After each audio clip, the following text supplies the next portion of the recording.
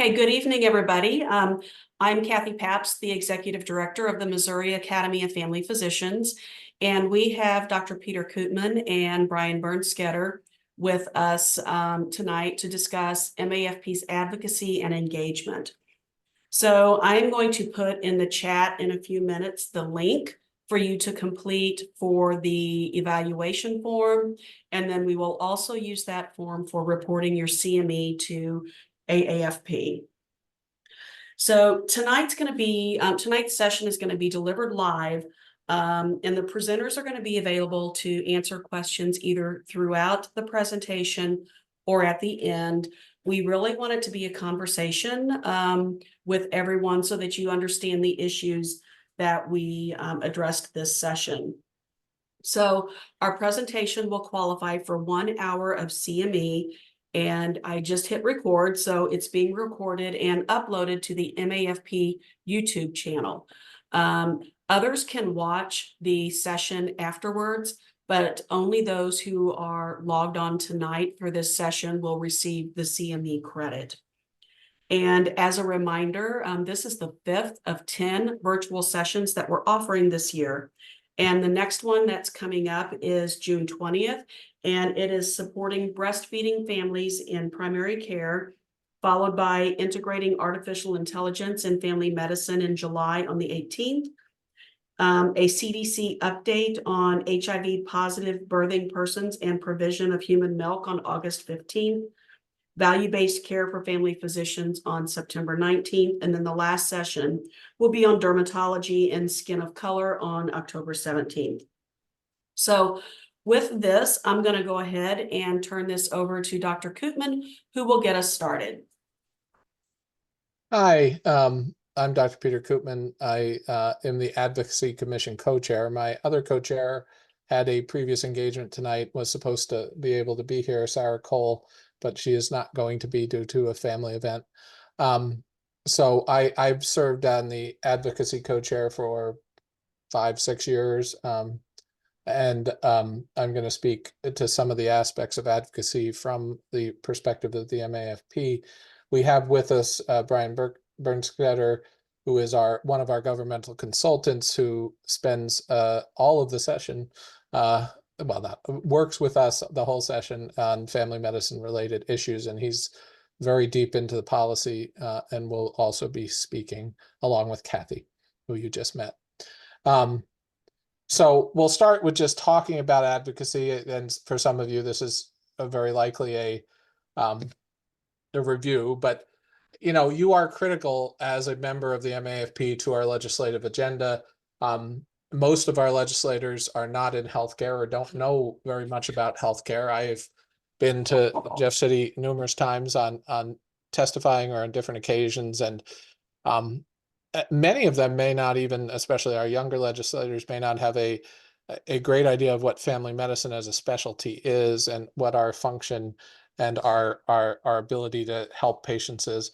So your knowledge as a family physician or a resident or a student is impactful in many ways when talking to legislators. When we talk about issues related to residency or education, it's always helpful to have a resident or student, if you work with those or if you are one.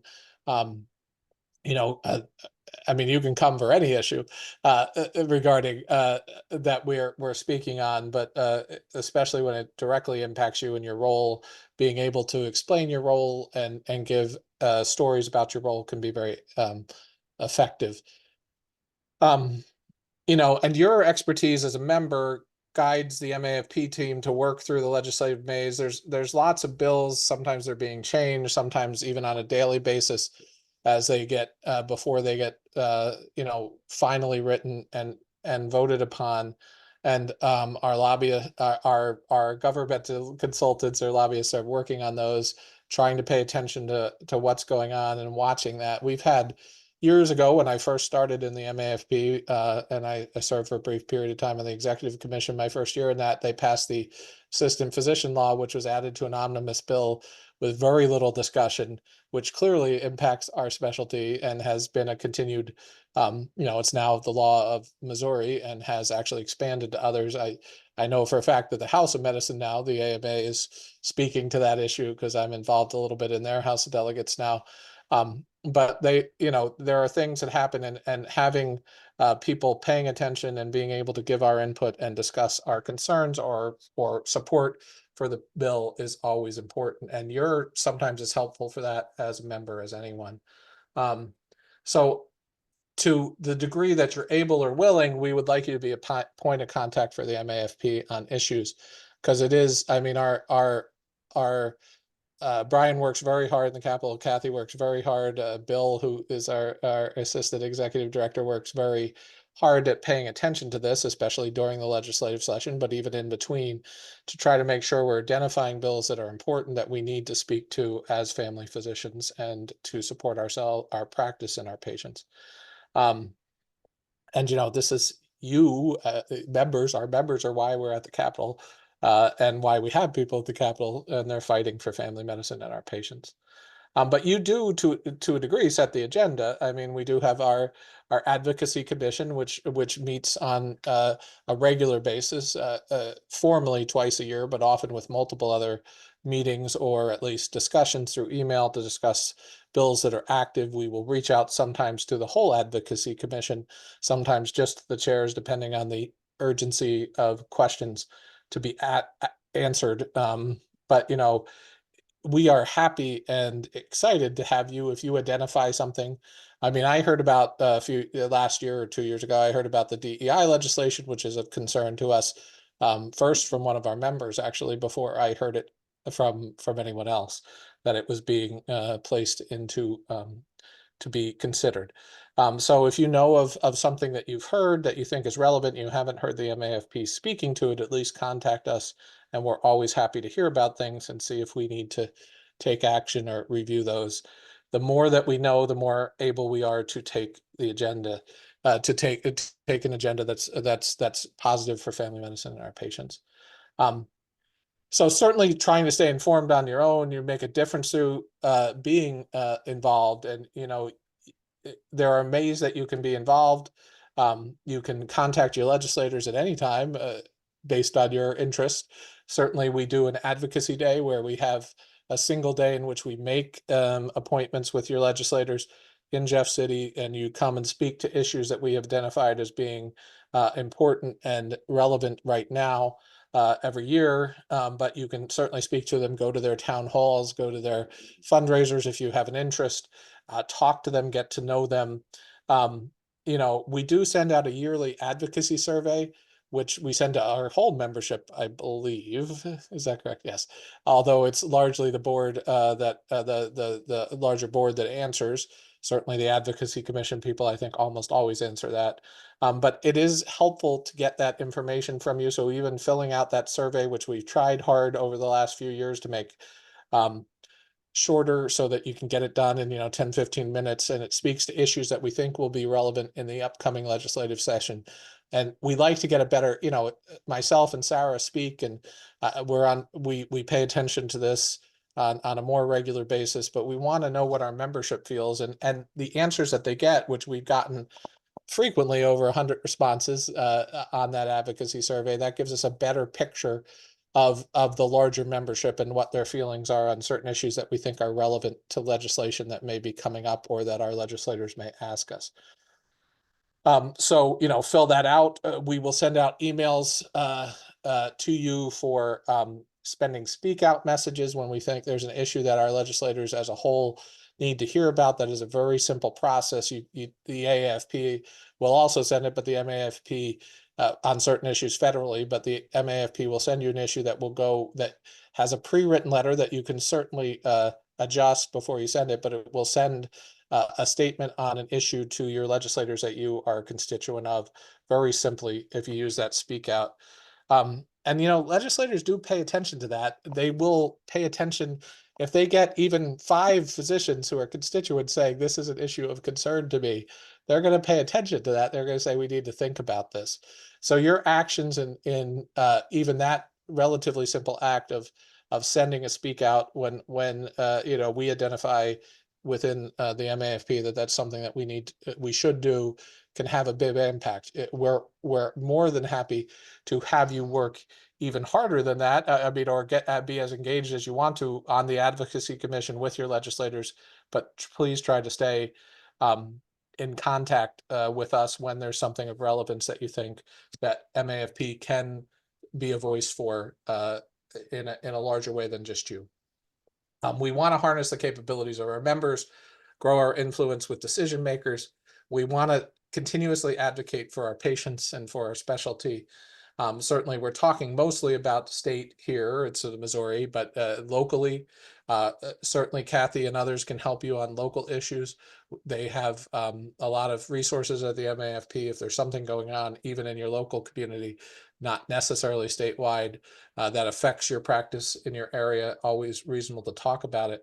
You know, we have over 1,300 active physicians, over 2,400 members when we include residents and students and lifetime members who are not active physicians. And they all have different perspectives. As you know, within family medicine, we have a range of things we do. I'm in academics, I teach students, I teach residents, I see patients, you know, 50–60% of my week.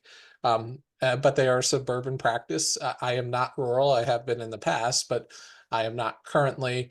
We have rural physicians. We have physicians who do the majority of their work in sports medicine. We have physicians who do a whole bunch of, you know, addiction treatment work or opioid use disorder work. We have physicians who deal with lots of different things. We have, you know, physicians who are self-employed, physicians who are employed, and the viewpoint and interest of you as a physician in your role can influence our thoughts on how we approach the advocacy on any issues we think are relevant.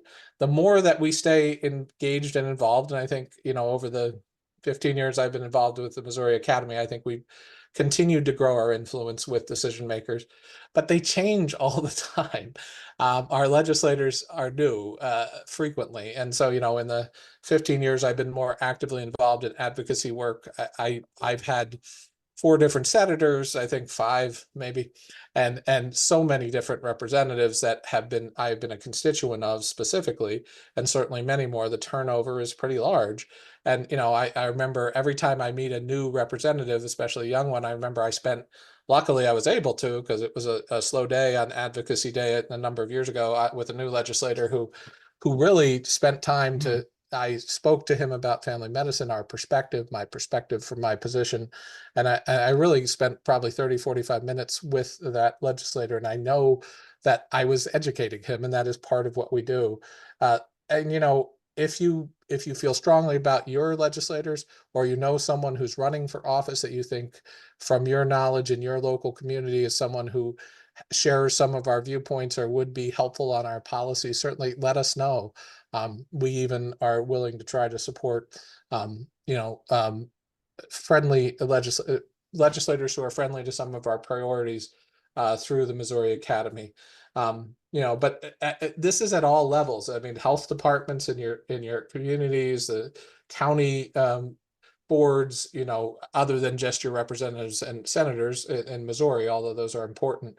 You know, the more contact we have with them, the more we're able to have their ear, the more likely you're going to have continuous effect on their thoughts when it comes to issues of medicine.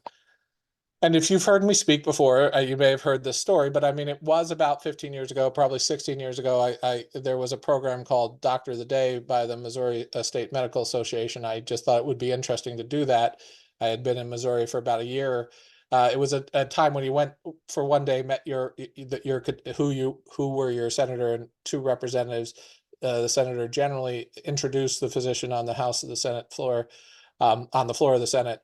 And, you know, and you had a pager. I luckily, as is mostly the case, it never went off, but you were there in part to deliver emergent healthcare if someone was ill in the Senate. They've stopped that for some legal reasons, I believe, although I think they've brought aspects of it back. But I had the day at the Capitol, and I sat and watched the Senate function and then the House. And I hadn't ever done that for as long a time as I did that day, and the House was in session for hours that day. And I watched, as I saw so many issues being debated on the floor of the House that were very relevant to me as a family physician. They were issues with disability insurance and payment for services and medical care and things that people should be mandated to do and not be mandated to do. And I heard, um, our numerous people debating issues that I really felt like, family medicine, my perspective is not being heard here. This is something that's important. And, if these things pass, many of them probably didn't, the debates don't, but if some of the things they're talking about pass, it's going to be bad for my patients. It's going to be bad for my practice. And, that was one of those moments in my life where I said, I have to be more involved in this, because if we're not involved in this, legislators can make decisions that have humongous impacts on your patient care. So we really need to be there for, to the degree that you can. So you do need to lobby. We have, there are grassroots lobbying, or sometimes what I've heard called as citizen advocacy, where you engage and persuade your legislators. You are not being paid directly to do this. You're not being paid a salary or a fee for things that involve you taking time out of work and coming to Jeff City or going to DC, as we do in some of our other work. You may get, if you choose to follow that and are accepted to do that, sometimes the MAFP will support your travel, but you're not directly being paid any salary to do this. You are a citizen advocate speaking to your knowledge to engage and persuade your legislators on what to do. Now, the MAFP is an organized effort to do that. They use their members, which include myself and all of you, to help to do that. And the more that you are engaged, as many people who could be, if they hear on Advocacy Day about an issue and they see their multiple constituents or even one constituent, and then they get to speak out about that same issue, and then they have one of their local constituents in their local area say, this is an important issue to medicine, to family medicine specifically, it's going to influence and persuade them to think about that issue in a way that is hopefully helpful to your practice and your patients. So it's very important to stay engaged to the degree that you can. I know you have a lot to do. I have a lot to do. We're all very busy people. But to the degree that you can participate in this process, I think it is essential. As you may know, it is now part of required education in both medical school through the AAMC and in residency in family medicine to have some degree of training in advocating for your patients in your practice. We all do personal advocacy for our patients on a regular basis. We pursue prior authorizations. That's a type of advocacy. We do other things to try to help them with social determinants of health. But these things are also directly impacted by the work that our legislators do, sometimes for the positive and sometimes for the negative, and we need to recognize that and work on that. So I ask you to try to be engaged, whether it's through contact locally, whether it's through just coming to Advocacy Day for one day out of your year, whether it's speaking to your own personal legislators and talking to the MAFP, whether it's supporting us through our political action committee, which we'll talk about later, but that is part of all of those things are good. You could do all of them. We'd be happy for that. But even if you do one of those, it helps. And as many of you as can be engaged on these issues is very important. I think the House of Family Medicine now believes that this is essential to our jobs as family physicians. It's not just to care for our patients in the office, but to try to figure out ways to allow those social determinants of health, the things that we can't directly impact in the office, to be to the degree that we can addressed through legislation and through our government. So I'm going to pass it off to Brian, who's going to speak a little bit about our legislature in Missouri.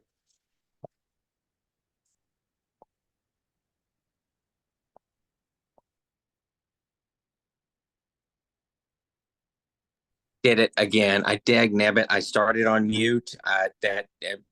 Listen, guys, I would apologize, but you all have probably done it today. So here we go. Thank you so much, Dr. Koopman, for all that information. I really can't tell you how much I appreciate his level of insight and context.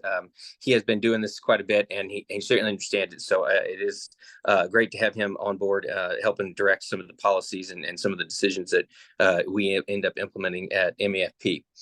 With regard to our legislature, it is a broad and diverse legislature, just like you would imagine, coming from a state like Missouri with as big of an area and as different of cross sections as you have. So we have nearly 200 members of the legislature, all told 163 in the House and 34 in the Senate. As far as a legislature per size of the state, we actually have one of the larger ones. We don't have a ton of physicians in the legislature, but we do have two. Dr. Lisa Thomas, she's a psychiatrist from Lake Ozarks, and we have Dr. John Patterson from Lee Summit. He is a surgeon. He's also the majority floor leader, and is the speaker elect of the Missouri House. So next year he'll be the speaker and in charge of the Missouri House. We have, as I mentioned, a lot of different folks within the legislature. We have a lot of small business owners. We have realtors, insurance agents, lawyers, teachers, farmers, plumbers. We have community activists. We have honestly runs the gamut. One of the things that's interesting, and Dr. Koopman spoke to it, is when you have the opportunity to sit down and visit with some of these folks, you may be the first family doc that has ever visited with them about a policy matter. And so that's a really unique and wonderful opportunity for you to, kind of be in that position where they may have seen the family doc. Honestly, this year was the first time I heard of a legislator who says, I have not seen a family doc. I have seen a APRN since I've been old enough to direct my own care. So that was the first time I've ever seen that. But nevertheless, you may be sitting down with them and having one of their first conversations from a family medicine perspective on legislative policy. And so that's a great opportunity for you to sit down and visit with them. And I think you treat it just like you would sort of this opportunity for a first time patient visit, right? You want to be comprehensive. You want to be thorough. You want to give them the information that they need and as much as they can handle and process, right? And so, you always want to take those opportunities, if you're going to be the first time visiting with them, or if they have no background in healthcare, to kind of back up really and help them get a bigger perspective for where you're coming from and what sort of policy goals you're trying to advocate for on behalf of family docs. And then the one thing that, Dr. Koopman mentioned that I just wanted to point out, he mentioned that you all are very busy, lots to do, and I wholeheartedly agree with that. But I would tell you the legislature moves with or without your input. And so to the extent that you're busy, I understand, but there's always things happening. In the administration, we have Governor Parson. He's actually on his last year. He came in to fill the unexpired term of Governor Greitens after he resigned, and now he'll be finishing up his second term, and he's termed out. He has a cabinet that will also be likely termed out and very likely to turn over next year, but we'll see how that all goes. Paula Nicholson is the director of the Department of Health and Senior Services. She had been within the administration, within the Department of Health for quite some time. Robert Nodell is director of social services. He is an appointee from the governor's office. It's been some years ago that the last sort of professional Department of Social Services person was there. I can't recall his name off the top of my head. I apologize. But Robert was in the governor's administration. He stepped into that role and was named acting or given the title of Director of Department of Social Services. And then you have Todd Richardson. He is the Director of MoHealthNet. That is obviously our state Medicaid program. Todd is a former speaker. He is an attorney from the Poplar Bluff area. He has been highly touted with his ability to comprehend and direct the Missouri MoHealthNet department. He's done a very good job. There's a chance he might stay on, but it's kind of hard to tell. As you can see, none of those folks have, other than Director Nicholson, you don't have a lot of healthcare experience in that group. So it's important to point out. And then in terms of special interests, I think it's important to kind of lay the groundwork about who's all in the Capitol, what sort of special interests are working in the building and kind of where their perspectives come from. So the one that we deal with probably as much as anything is the insurance lobby. We have a lot of good partners when we're going after insurance, but there's a lot of folks that represent insurance. They are very coordinated. They have not only, their lobbyists, but also agents are very engaged in interacting with legislatures, participating in PACs and all that sort of stuff. So, and the insurance lobby obviously would deal mostly with health and stuff like that. But there's also we actually work with them on tort reform and stuff like that. So it's always an interesting where we come across, find partners and find enemies on different issues. In terms of the medical lobby, there is it really is a wide swath of what could be considered within the medical lobby. But in terms of just physicians, you have the Missouri State Medical Association, the dermatologists have a group, the emergency department folks have their own group, DOs, anesthesiologists, psychologists, chiropractors, dentists, obstetricians, pediatricians. Every one of those groups has their own dedicated lobbyists working on behalf of their issues. So you can see how there's a lot of, could be potentially fractionalization within the medical, even within the doctor groups that are in the Capitol. So that's always an important thing for us to kind of work through when we're trying to come up with policies that work for everyone. And then also in terms of, more broadly, you have hospitals are a very powerful lobby within the legislature. They have obviously a lot of lobbyists, but they also engage, CEOs and executive level folks within hospital systems are pretty common to see within the Capitol, showing up, testifying on various issues. The nurse lobby obviously is a very powerful lobby. They're very active, engaged, and they certainly make their presence known. You have occupational therapists, physical therapists, you have emergency medical technicians. You have basically anyone that you interact with within your space of in the course of your day probably has a different interest group lobbying on behalf of them in the Capitol. So that's just kind of an interesting way to think about how all these different groups can interact within the House of Medicine and also within the legislative process. One of the things that that some of these folks do better than others is responds to calls and aggressive legislator interactions. I'll be honest with you, some of the nurses are probably one of the more engaged lobby in terms of a grassroots that we deal with. They really show up in force. They'll bring busloads of students and nurses out to the Capitol. So, they definitely show up in force when it's needed. And a lot of these groups have the same ability to turn it out. We go to the next slide, Kat. Thank you. So in terms of, you got the lay of the land.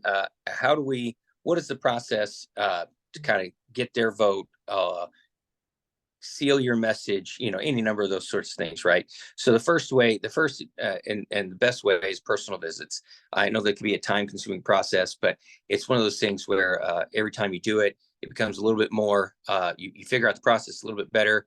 You can more quickly and easily communicate your ideas, and you can also build a rapport with a legislator that you can't build otherwise. I mean, that's just all there is to it. That's why they pay people like me to walk around the Capitol, right? It's that personal visit.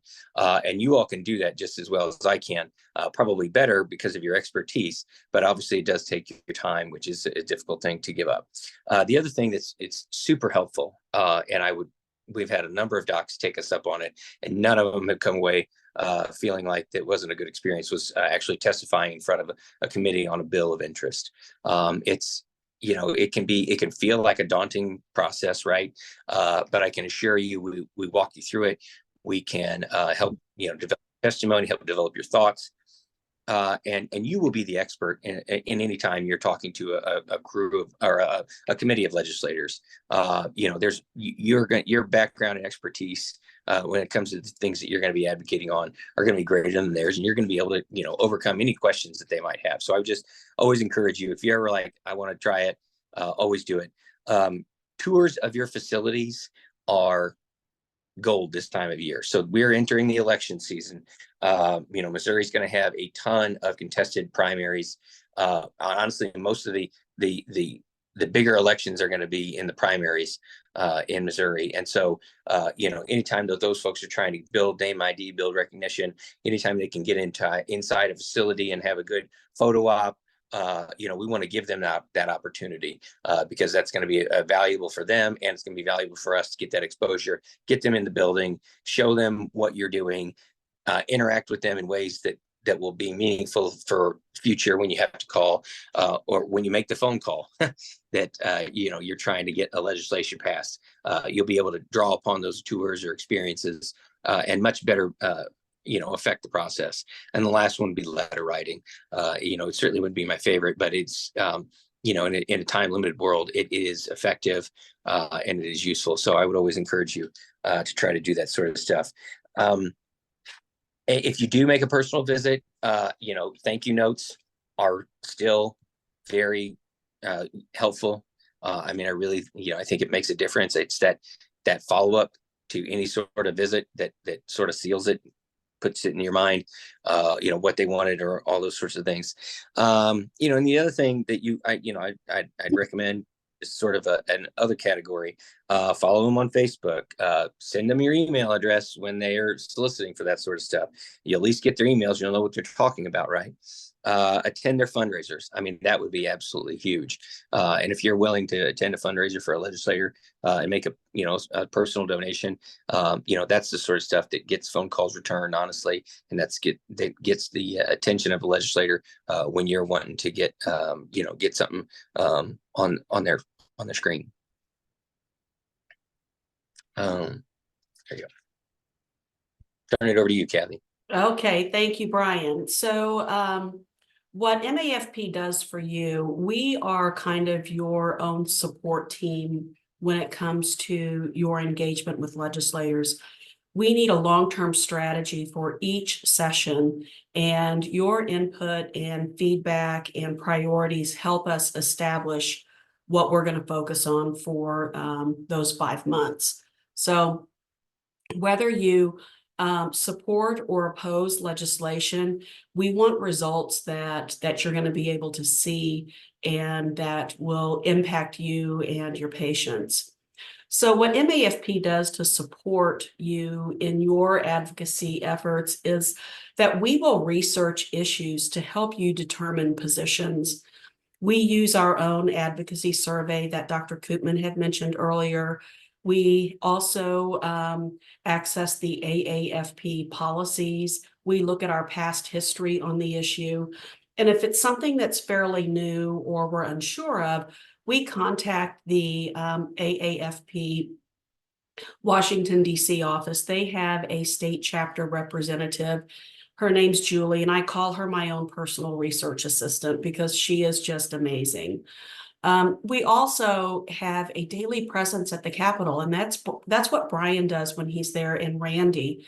And when we're there, people know them. They have a great reputation, and they know that when they're speaking with them, that what they're going to hear is factual, it's evidence-based, and they're very clear on what our position is. So they review and track and monitor bills each session. So during those 5 months, every Friday, we send out a legislative report via email. It includes a link to our priority bills. We'll track anywhere from 100 to 125 bills per session. So all of that information is provided by Brian and Randy. And then we also, if there's something that we are unsure of, we work through the Advocacy Commission and or the board and or the Executive Commission. It just depends on how much time we have to formulate our response to whatever the question is. Sometimes we have an hour, sometimes we have a couple days. During session, if there's a hearing, we're thankful to get a 48-hour notice. Sometimes it's shorter than that, sometimes it's longer. It just depends on when the hearing is set. And Brian and Randy have a great relationship with legislators. So when it comes time for a hearing, they can get a little bit of a heads up on when that's going to happen. So we also, Brian lobbies the legislators. I personally am not at the Capitol unless I'm needed. I'm there to support you if you testify at a hearing. I am with you and help guide you through where you need to go. I will help you write your testimony.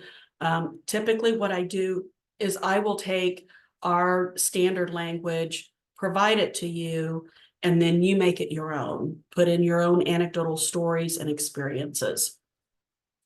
And so that's kind of a summary of what we do for all of our members.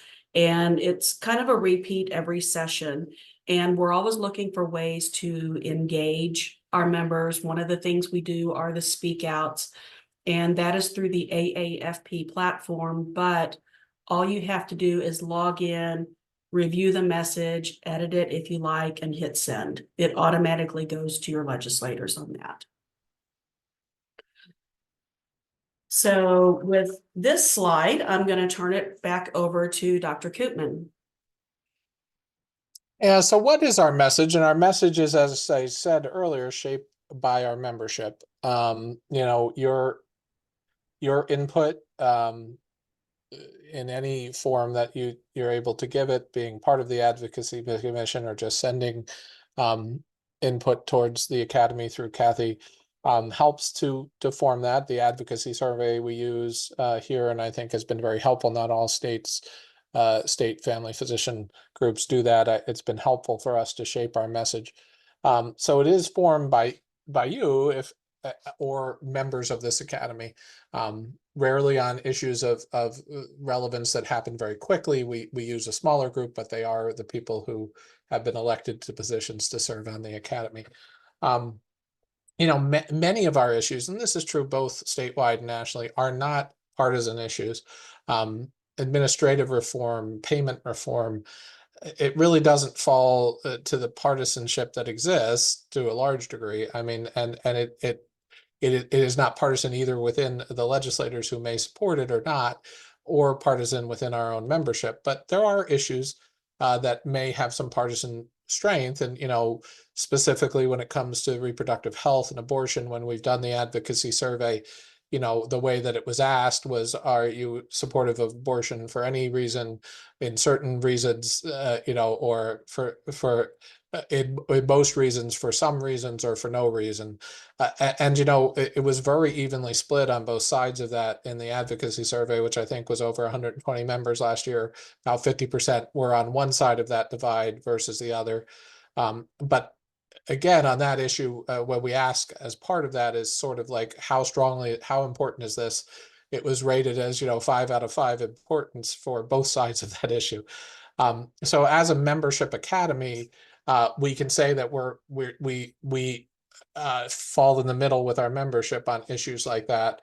And there are partisan issues that we occasionally address, which are always more challenging. We try to listen to the membership and the voices that we've heard from the membership to approach those to our legislators when they occur. But the vast majority of the issues we address, and in part because we choose the ones that are going to get traction and that we will be able to make a change and not cause enemies to be formed. But we do make that decision occasionally when we feel it's too important to, unfortunately, you know, go directly counter to some of the legislators. But we don't do that unless we feel it's a very important issue to our membership. There's a clear majority of our membership supporting that issue.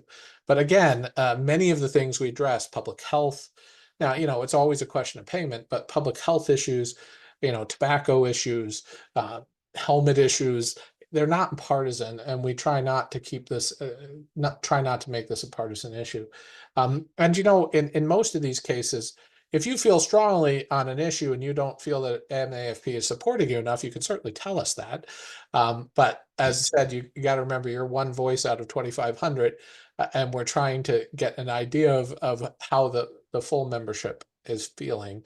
But you know, those are, if there's an issue that you don't feel that you could speak on because of your personal beliefs or you don't agree with the MAFP's position or policy, you don't have to advocate for that issue. But there are many, many of them that you will, if not most of them. And so even if you don't agree, you coming as a physician and speaking is still impactful. You do have to be respectful, but, you know, our message is a message of support primary care, which is almost all family physicians. Primary care is essential to a well-functioning health system. Our system as a whole does not support primary care enough. There are ways to, peel that. We don't get enough payment for our services is certainly one of them. Payment is always challenging because it always sounds like we're asking for more money, but we do speak to that message frequently. But you don't provide enough resources for us to do our job fully to address many of the things that are important to primary care. Social determinants of health, barriers to delivering effective care. You do not support the primary care workforce, and this is true through the House of Medicine enough for issues of burnout. So that's administrative burden and prior authorization. Those are things that the whole House of Medicine, not just family physicians, agree on, and those are easy issues for us to advocate for without causing any controversy. But it is important for us to continue to push this message. We are the best trained and most experienced workforce to serve the primary care needs of our community. Our primary care workforce is the large majority of care for underserved patients in this state. It's the largest workforce for this care of rural patients in this state. We in family medicine can deliver care that no other specialist can to the vast majority of this state, and we are the only specialty that has been shown to lower cost and improve quality. Those are the messages, and that is our agenda. So that is where we come from, and that is what we speak to both at state and federal levels. Sometimes there's pushback. There's always questions of money. It doesn't change our message. Money is part of this, but it's not all of this. We want better outcomes for our patient population. We want less of our workforce to feel burned out, and we advocate for things that we believe have impacts on those things consistently. So almost all of our issues are not something that you would not feel strongly. I think, I can't speak for all of you, but I think almost all of our membership would feel strongly speaking to those. So, you want to make advocacy accessible and actionable. So, we've talked about all these, but one of these, and I've done this through Advocacy Day and a number of other approaches to my legislators, but you want to develop a relationship with your legislators before they vote, before you need their vote. You don't want to show up if you can. I mean, you can do that the day that you need their vote, but we do that sometimes. Sometimes things come up quickly. But if you get to know your legislators through some sort of function, whether it's meeting them on Advocacy Day, which is well supported, you do very little of that work, and it takes one day out of your year. You will meet your legislators and you can develop a relationship with them or their staff on that day. And that's get to know them before they need their vote. Because then when they hear you come back and say, yeah, we met last month, and this is an issue that's come up that is very important. You remember the discussion we had, that relationship will be helpful. In most cases, in your state legislators, they're actually in your community. So there are fundraisers, there are town halls you can go there, there are political events they run if you have the time to go to. And that can be helpful.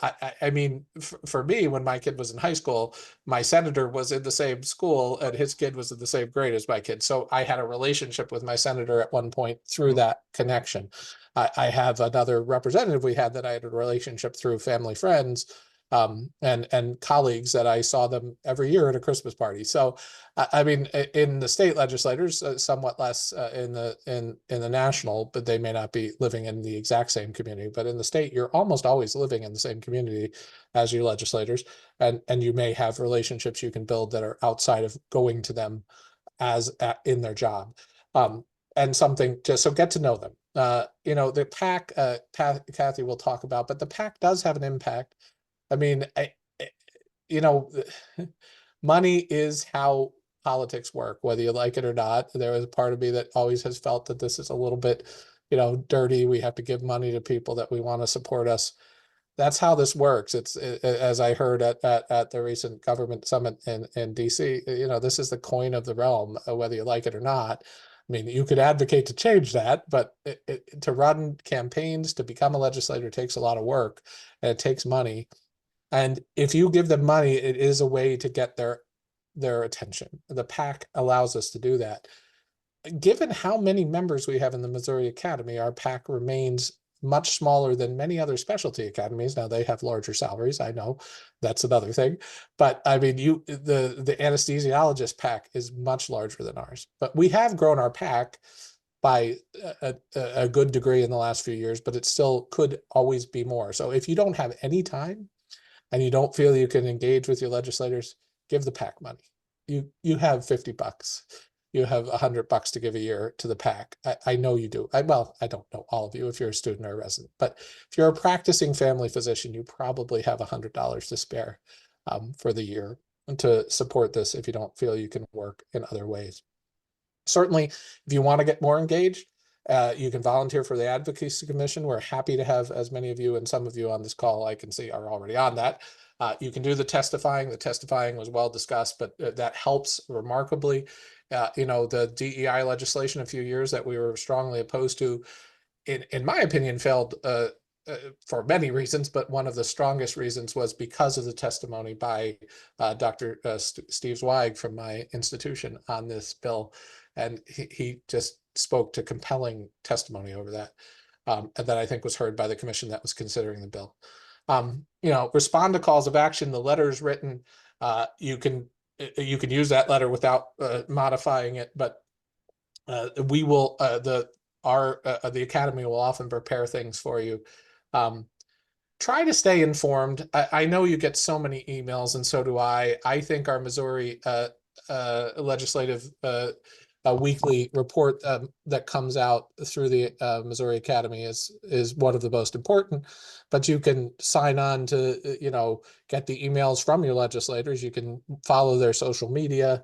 I know there's multiple different age groups and interests in that. Probably, I have signed up for many of my legislators' social media, and if some of them have weekly emails or monthly emails, and you know, you can delete those. I know there's a lot in your email, but trying to stay informed. Sometimes you will find an issue that comes up through those issues that you can then act on or speak to the academy about or take action upon on your own if you so would like.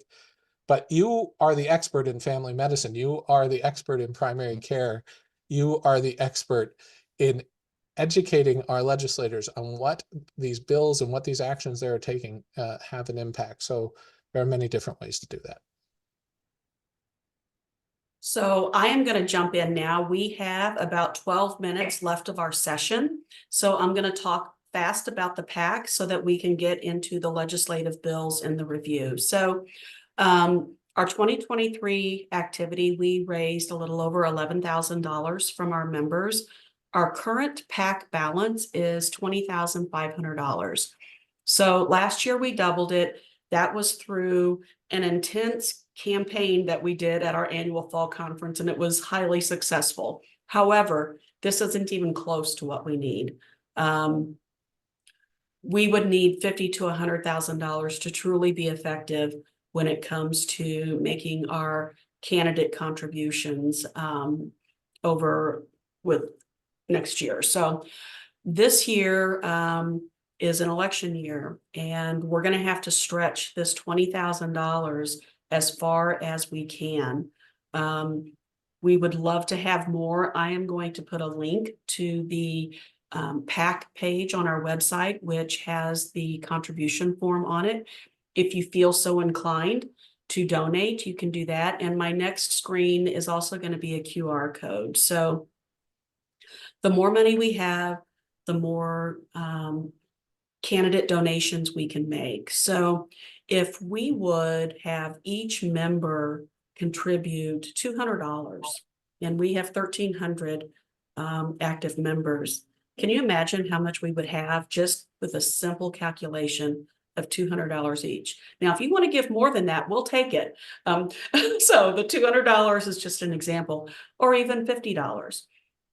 Just getting our members engaged. So here is the QR code if you're interested, and the link to the webpage. And I am going to put that on the chat. So if you decide you want to go that route, you can. So I'm going to turn this over now to Dr. Koopman for a quick review of the future. And then Brian is going to talk about lobbying and the bills. So we have 10 minutes left. Yeah, I think we want to talk about some of the bills. So, I mean, in the future, we hope that you have heard this and you will get more involved to the degree that you're comfortable, know your elected officials, make regular contact, follow their resources, if possible, attend fundraising events, and be the resource that you can to the academy, whether that's through financial input, whether that's through being willing to testify if you're able, and MAFP will support that, as has been discussed, whether that's coming to Advocacy Day. We have multiple different levels and degrees of involvement that you can be.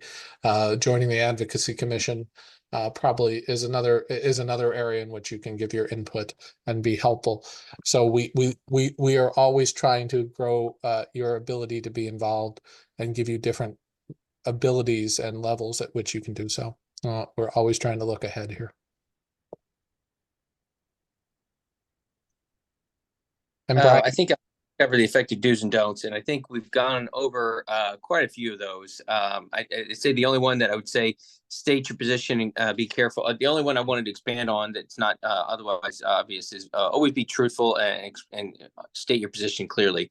One of the things that we do often get is some very odd random questions, right? You never know what sort of legislator is gonna what kind of question is gonna come out of their mouth. If you do not know the answer, it's always better to have an excuse to call them back. So I would just say, if you're not sure, that's a great opportunity for a call back and a reason to re-engage with them. So of those, I think you all have, your medical training has probably gotten you this far with a lot of that. But the same thing goes for communicating to your patients. Is the same thing with legislators. and legislative aides, you may, depending on your level of involvement, are the people who read these bills and give their advice. They have a big impact on what the legislator does. And so even if you don't speak to the legislator, if you're, whether it's your representative or your senator, if you're speaking to their aide, you're having input, because that's going to go back to their boss and allow them to inform the way they present that material. 100%. So I do want to go with the little bit of time we have left, kind of talk about some of the things that happened this session. Thankfully, because we don't have a lot of time, there wasn't a lot of bills passed, so we don't have to go over too much. There was actually only really two bills of interest that passed, and they're not on the screen here. That was had to do with renewing the federal reimbursement allowance, or FRA. This is a way that the state draws down federal dollars by providers, hospitals taxing themselves. It's about a $4.5 billion program to the state. It led to the second longest filibuster in Missouri state history, which was only eclipsed the week later this session by the now longest filibuster in Missouri state history. But I digress. So, in terms of bills that we track every year, scope of practice is always a big issue. This year, as in every year that I've been with the MAFP, either independent practice or changes to the collaborative practice arrangement for APRNs is a very popular topic within the legislative realm. As I mentioned, there's a lot of legislators who are very comfortable with visiting with APRNs, and so there's quite a hurdle to overcome. Why we want to stay in that collaborative, team-based approach to healthcare, and why we're uncomfortable with independent practice for APRNs, particularly with this small threshold that they were going for, which was independent practice after 2,000 hours of collaborative practice. Another one, CRNA, eliminating collaborative practice for anesthesia. There's a lot of conversation about why a CRNA would need to collaborate with a podiatrist or a dentist or whomever, which may not have the same level of skill and training required for effective collaboration. We have optometrists are wanting to do more procedures. They actually had a bill this year. It got a hearing in the House and the Senate that kind of laid out all the different procedures that they would be allowed to do. That bill passed out of both its committees. I think that's a pretty popular bill. The incoming majority floor leader was actually one of the bill sponsors of that. So that's probably going to be around again. And then the one that I just wanted to mention that was kind of interesting is naturopath licensure. That bill got more traction this year than I thought it would. They had a very coordinated effort to try to talk to legislators about why they wanted to pass this naturopath license. We did point out that, this is one of those very difficult areas where you can't really start with licensure of naturopaths if you don't have the schools and all those sorts of things. So this is a difficult one. There's a lot of states that are apparently going down this path. There's a few schools in Missouri that have some sort of credentialing or training. We're not really sure what those are, but that'll be back. And then telehealth is an issue that's gotten a lot of traction or a lot of conversation the last few years. Obviously, with the expanded use of telehealth during COVID, there's a lot of conversation about how we can use it effectively and keep the safety parameters in check. One of the things that we've clearly communicated to legislators as our concern is with the couple of bills that would allow for adaptive questionnaires to count as the establishment of the patient-physician relationship. So, a patient would go online, start filling out questions, and then they could end up getting a script just through those questions based upon their answers. So we had concerns with that, and we testified against it. And then there's also bills on increasing insurance coverage for telehealth, where there be all the platforms and also audio only. There's still some areas of the state that don't have good Wi-Fi connections. And the last one I wanted to put on this slide was prior authorization reforms. Prior authorization is one of the biggest issues we hear in terms of the administration of offices and how difficult that process could be. This bill is modeled. Those two bills are modeled after Texas that passed a gold card legislation a few years ago that would basically streamline that process. If your patients aren't being rejected for their procedures, you don't have to go through prior authorization as much.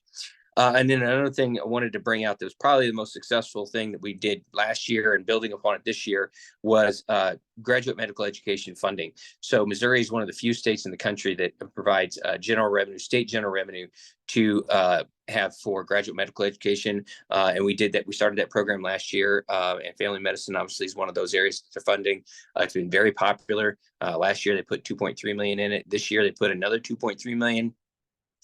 In addition, some of the information that they found last year was that they needed more money to help with technical assistance and creation of new GME programs. So there's $3.5 million of general revenue in for that part of the program. And then also this is they have that opioid money, and they ended up using $4.5 million of opioid settlement money for residencies for physicians like psychiatrists and interns on substance abuse, or internists about substance abuse disorders. So there are some good things that happen with the legislative realm. Not a lot of bills passed, so that's always good. More funding for GME, that's honestly great. So in terms of our issues, we didn't pass anything, but we didn't have any bad things happen either. So in terms of a session, it's a pretty good one for us. Happy to try to answer any questions. I know we're running short on time. If there's any questions you have about things that happened or crazy stuff you just want to know about, or anything in between, I'm happy to try to answer them. If you want to shoot me an email or a text, you're welcome to do that as well.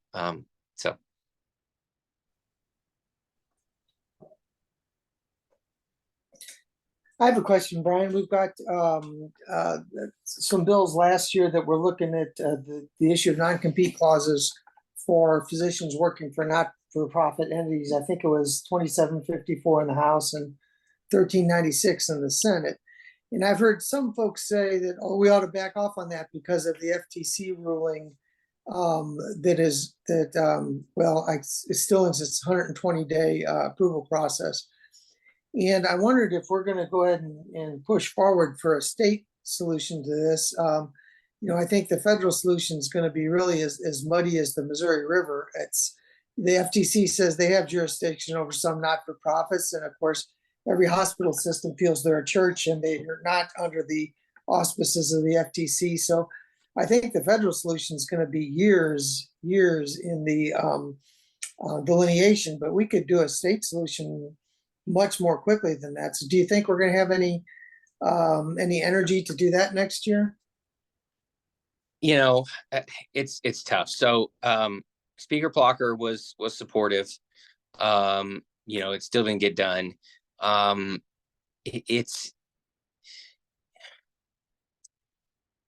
We have a heavily Republican dominated legislature, and there is a strong argument that is made that these are contracts entered into, right? And that's a difficult one to overcome. I think the federal government's or the FCC actions create some cover but they also create some confusion. So I guess I'll say I'll cop out with the answer of we'll have new leadership next year, which will have different priorities. And so once we figure out where those things are going to rank, then I can kind of lay a better path to if there was or I can have a better notion if there's a path. Right now with the, I mean, we passed a record low number of bills this year. So like anything with controversy just dies. So, obviously is one of those things. So I'm not saying it's impossible, but you have to have the right people and you have to have the right leadership. And thus far, I don't see that. How about that? Okay. Well, thanks for keeping your finger on that, because that's a huge issue for over half of our members are employed now. So it's getting to be a bigger burden on those who are employed.